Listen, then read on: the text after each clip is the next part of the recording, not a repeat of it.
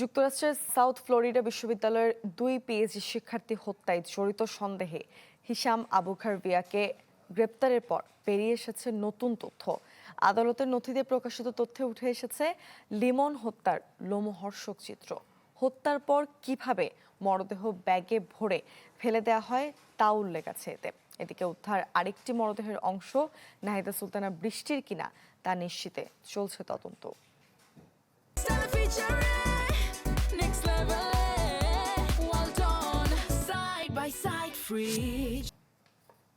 এখনও মেলেনি যুক্তরাষ্ট্রের ইউনিভার্সিটি অব সাউথ ফ্লোরিডার নিখোঁজ শিক্ষার্থী নাহিদা সুলতানা বৃষ্টির মরদেহ।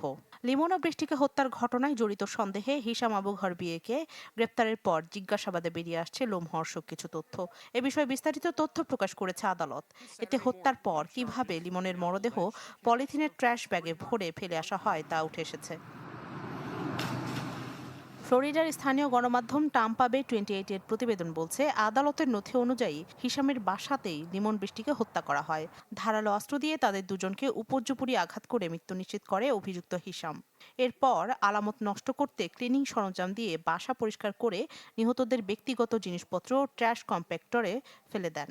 এরপর আগে থেকে কিনে রাখা পলিব্যাগে লিমনের মরদেহ ভরে হাওয়ার্ড ফ্রাঙ্কল্যান্ড ব্রিজের পাশে ফেলে আসেন। লোকেশন ট্র্যাক করে লিমন ও বৃষ্টির মোবাইল ফোনের কাছাকাছি ও লিমনের মরদেহ ফেলে আসার স্থানে হিশামের ফোনের উপস্থিতি পাওয়া গেছে। ওই ফোনের মাধ্যমেই অনলাইনে হত্যাকাণ্ডে ব্যবহৃত সরঞ্জাম কিনেছেন হিশাম। এ ঘটনায় অভিযুক্তকে জামিন না দেওয়ার অনুরোধ করেছেন রাষ্ট্রপক্ষের আইনজীবী। এদিকে বৃষ্টির মরদেহ খুঁজতে তল্লাশি অভিযান অব্যাহত রেখেছে হিলসবোরো কাউন্টি শেরিফ অফিস। রোববার স্থানীয় একটি জলাশয় থেকে একটি মরদেহের অংশ উদ্ধার করা হয়েছে, তবে এটি বৃষ্টির কিনা তা এখনও নিশ্চিত হওয়া যায়নি।